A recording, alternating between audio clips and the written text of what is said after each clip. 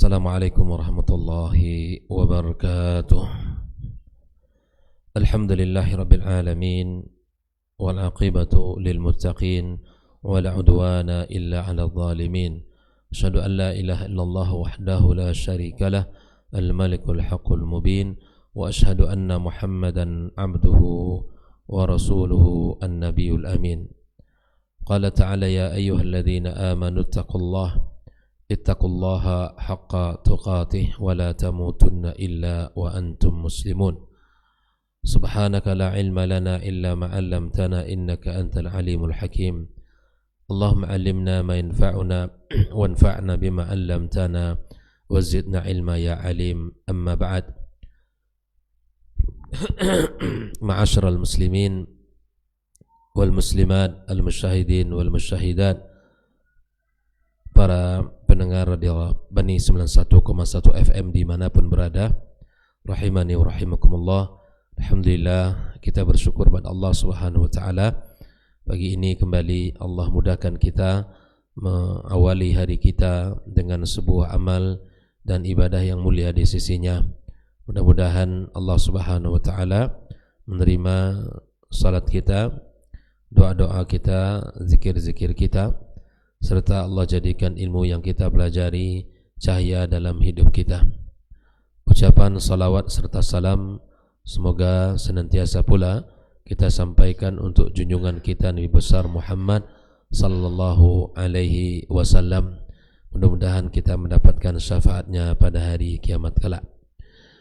Ikhwatul kiram rahimakumullah, ahibati fillah, kaum muslimin dan muslimat, kembali kita melanjutkan pembahasan kita tentang kaidah-kaidah tauhid, masih seputar kaidah tauhidul asma dan sifat. Kita memasuki kaidah yang ke-16, yaitu ahlus sunnati yuthbituna sifatal kamal ala wajhi tafsili wa yunfuna sifatan naqs ala wajhi ijmali. Di mana kaidah ini berbunyi ahlus sunnah menetapkan sifat-sifat kesempurnaan secara terperinci dan menafikan atau meniadakan sifat-sifat kekurangan secara global. Jadi ketika menetapkan sifat Allah Subhanahu wa taala, maka dijelaskan secara rinci. Namun bila mana menerangkan tentang sifat-sifat kekurangan, maka itu dijelaskan secara global. Mari kita lihat yang dimaksud dari kaidah ini. Berkata Syekh Khalid As-Suaidan, ahlus sunnati yuthbituna Allah azza wa jalla sifatal yuthbituna lillahi azza wa jalla sifatal kamal ala wajhi tafsili wa yunfuna sifatan naqs ala wajhi ijmali. Ya, ini kaidah yang disebutkan oleh beliau ini adalah kaidah yang secara aghlabiyah, secara umum, mayoritas kaidahnya bunyi seperti itu.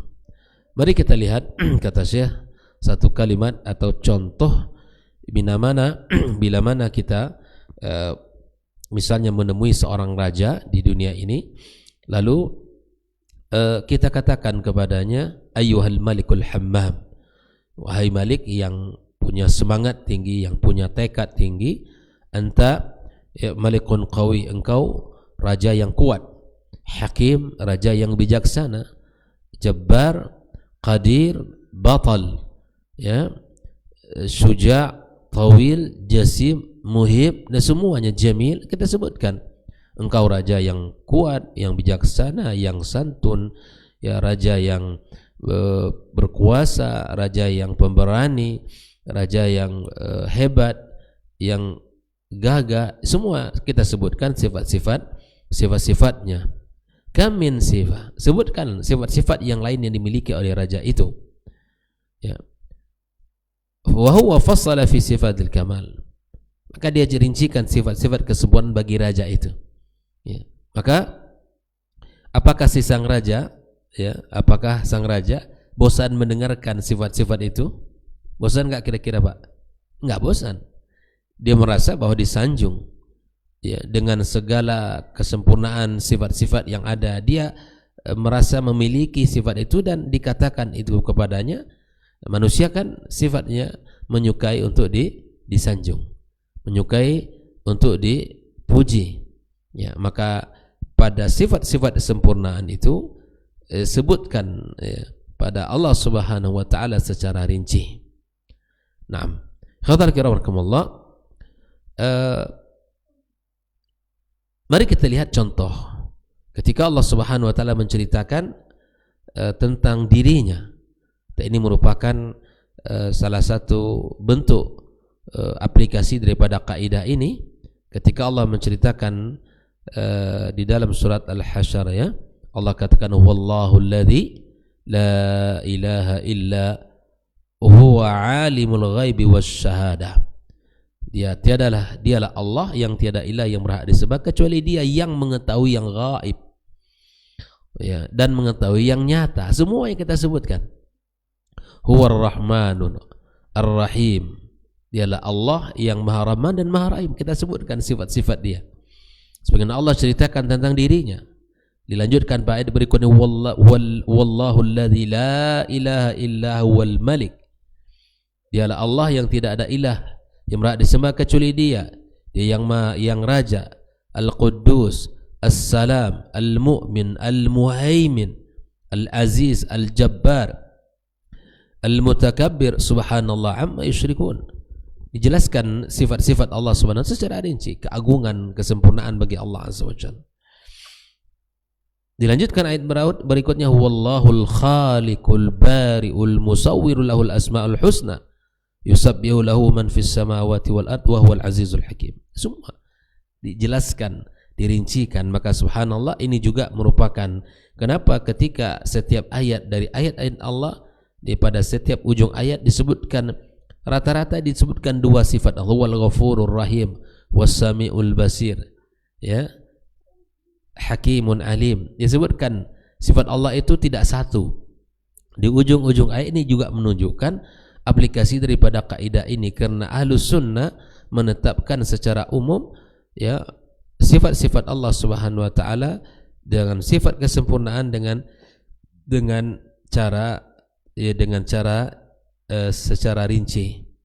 Ya, maka lihatlah ayat Allah Azza wa Jalla dari Al-Fatihah sampai An-Nas, kita akan dapatkan sifat-sifat Allah. Di ujung ayat selalu disebutkan dua sifat Allah Azza wa Jalla. Kebanyakannya disebutkan dua sifat Allah Tabaraka wa Ta'ala, dan pujian bagi Allah Subhanahu wa Ta'ala. Nah, ini sekali lagi menunjukkan bahwa ketika sifat-sifat sempurna bagi Allah disebutkan secara rinci. Ya, kemudian bila mana bicara tentang sifat-sifat an-naqs, maka disebutkan secara global. Ikhwatal kiramakumullah. Naam. Walidzalika aktsar ayatil Quran makhtuma bi ismaini min asma'illah. Seperti yang disampaikan tadi, bahwa kebanyakan ayat Al-Qur'anul Karim di ujung ayatnya ditutup dengan dua dari nama-nama Allah, dua nama dari nama Allah Subhanahu wa taala, Al-Ghafur, Ar-Rahim, Al-Aziz, Al-Hakim, As-Sami, Al-Basir, Al-Ali, Al-Azim. Alaysa kadzalik, kata Syekh?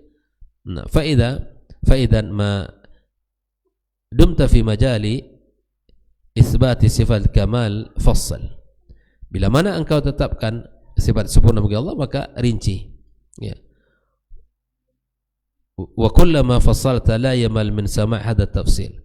Bila mana setiap kali engkau rincikan sifat-sifat yang sempurna itu, maka tidak akan pernah telinga kita bosan untuk mendengarkan sifat-sifat kesempurnaan itu.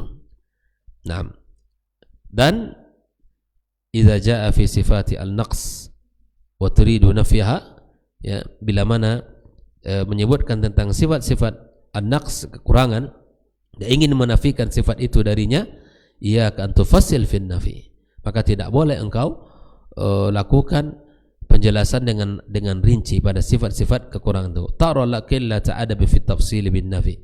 Maka ini merupakan bila mana dijelaskan secara rinci, ini menunjukkan qillatu atau sedikitnya adab atau kurang adab kepada Allah Subhanahu wa taala. Kita sebutkan, ya, misalnya ya, seorang raja tadilah disebutkan ayyul malik anta lasta bi jabban walasta bi dha'if wala bi khawaf walasta bi zabal walasta bi baqqal walasta bi zanin wala bi lutin walasta disebutkan semua. Ya, ini apa yang perasaan yang akan didengar oleh seorang raja. Kamu bukan dermawan, kamu bukan pemberani, kamu bukan santun. Ini kan sifat-sifat yang disebutkan bahwa menunjukkan tidak baik. Artinya walaupun kita katakan tidak penakut, ya tidak penakut itu artinya pemberani, tetapi tidak menggunakan kalimat itu. Jelas ya? Ya, bisa Andre antum jelaskan ya. Nah, Andre misalnya beliau ini orang baik, ya kemudian santun, misalnya beradab, beliau orangnya ramah dan seterusnya. Ini kan enak didengar ketika menjelaskan sifat positif dia. Tapi kalau dijelaskan misalnya dengan menggunakan tidak, misalnya Pak Yogi ini tidak penakut, dia tidak lemah, dia tidak tidak pemboros.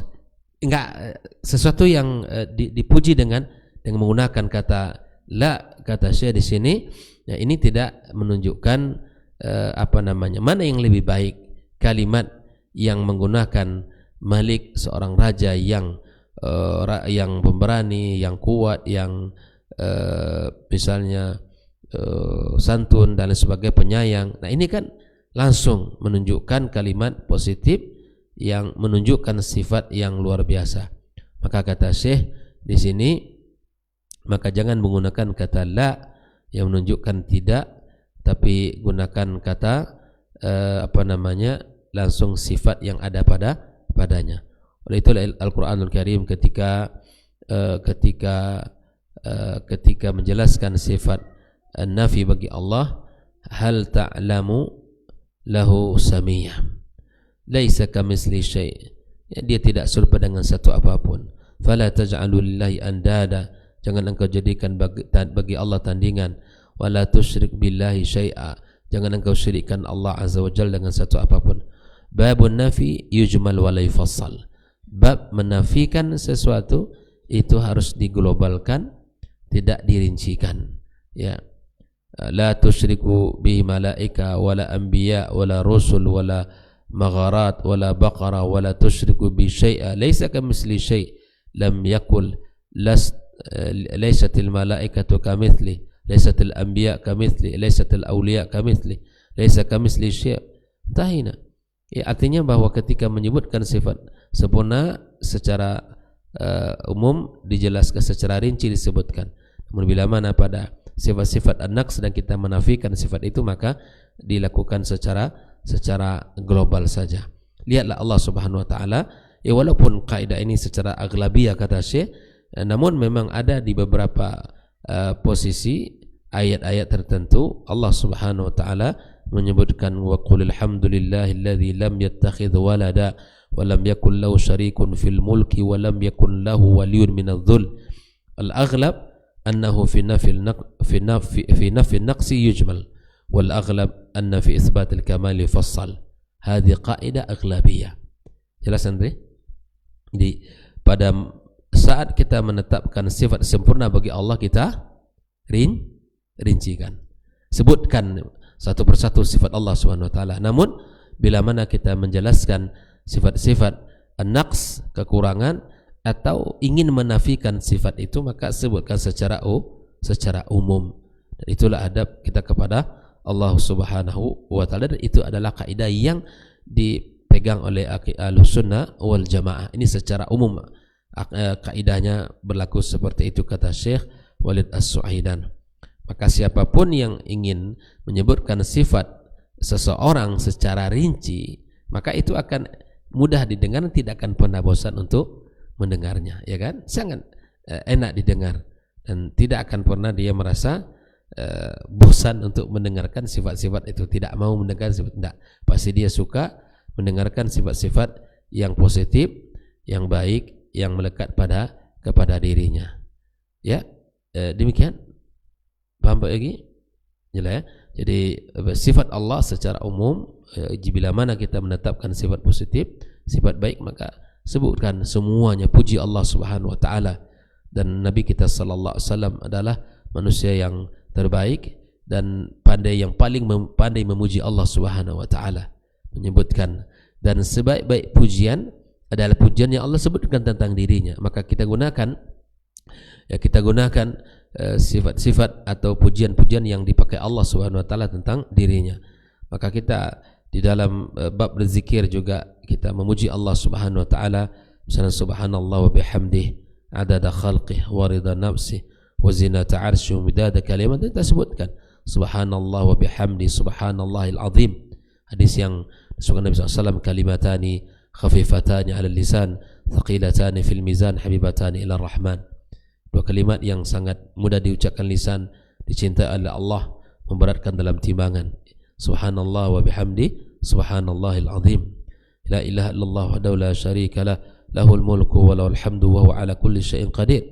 Ini adalah orang-orang yang akan datang di hari kiamat.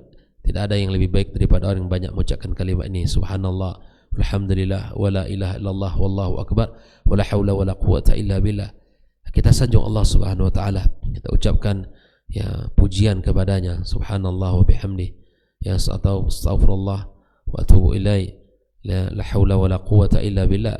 Kita sanjung Allah Subhanahu wa taala, kita puji Allah Azza wa Jalla, kita tinggikan Allah Tabaraka wa taala dengan sanjungan dan pujian kita. Ini semua ikhwan kiram adalah cara ya Al-Qur'an mengajari kita bagaimana kita memuji Allah Subhanahu wa taala.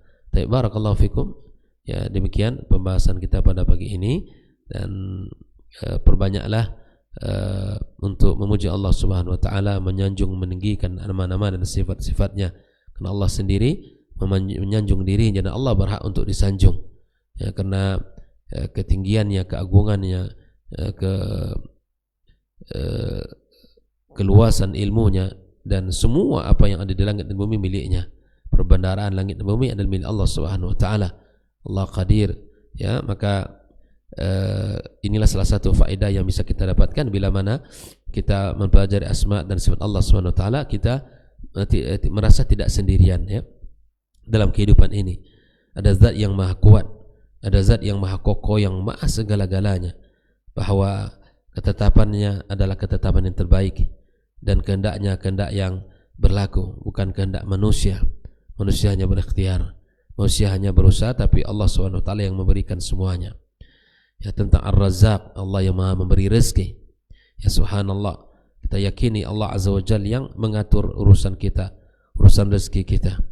Dan subhanallah, ada kalimat yang luar biasa, bahwa kita berusaha mencari rezeki kita, dan rezeki itu pun berusaha mengejar si pemiliknya. Jadi jangan takut, karena Allah Subhanahu wa taala yang maha menjamin segala kebutuhan dan kehidupan kita ini. Tinggal kita sebagai makhluk ikhtiar yang bisa dilakukan. Allah akan mengantarkan rezeki itu kepada kita. Allah akan mencukupkan segala kebutuhan kita. Wa ma min dabbatin fil ardi illa 'ala Allahi rizquha. Jaminan dari Allah Subhanahu wa taala untuk kita, untuk siapapun. Maka tinggal kita memfokuskan diri kita untuk banyak ibadah kepada Allah, karena itulah tujuan penciptaan kita. Tujuan penciptaan kita untuk beribadah, bukan untuk saling menumpuk-numpuk harta, bukan untuk saling memperbanyak anak keturunan kita, tapi adalah untuk menumpuk kebaikan dan amal saleh kita, menabung ya kebaikan-kebaikan di sisi Allah Subhanahu wa taala. Inilah kita berharap kepada Allah Azza wa Jalla, dari sisa usia yang Allah berikan ini, kita bisa mendapatkan taufik dari Allah Azza wa Jalla, mengisi waktu-waktu kita yang bermanfaat, mengisi amal-amal yang ringan secara amaliyah, tapi agung secara pahala, besar secara pahalanya. Inilah kelebihan umat Muhammad sallallahu alaihi wasallam, umat yang paling terakhir tapi umat yang paling pertama nantinya, karena banyak sekali kebaikan pahala yang dilakukan, dan itu ringan secara pelaksanaan tapi besar secara pahala. Nah, di antaranya apa? Meninggikan nama Allah Subhanahu wa taala, menyanjungnya, memujinya. Allah Subhanahu wa taala sangat senang untuk dipuji, dan Allah layak dan berhak untuk dipuji. Jelas sahabat terkiram, sanjunglah Allah Subhanahu wa taala, tinggikan nama-nama dan sifatnya, dan sebutkan sifat-sifat Allah Subhanahu wa taala dalam doa-doa kita. Dan itu salah satu tawasul yang disyariatkan dalam agama yang mulia ini, menyebut nama Allah Subhanahu wa taala dan sesuai dengan apa yang namanya kita minta. Ya Rahman irhamni, ya Karim akrimni, ya Fattah, ya Razzaq, rzuqni.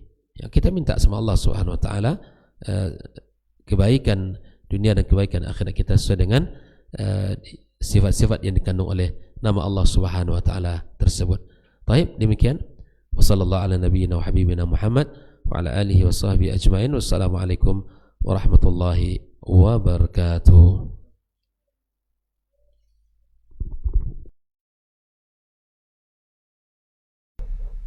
Dunia dan seisinya ini bagi Allah tak sama nilainya dengan sebelah sayap lalat. Barang siapa yang beramal untuk akhiratnya, Allah akan cukupkan baginya urusan dunia. Sayati zamanun 'alan nasi as-sabiru fihim qalqabit al-jamarah. Akan ada satu masa di akhir zaman yang berpegang teguh dengan agamanya seperti orang yang sedang memegang bara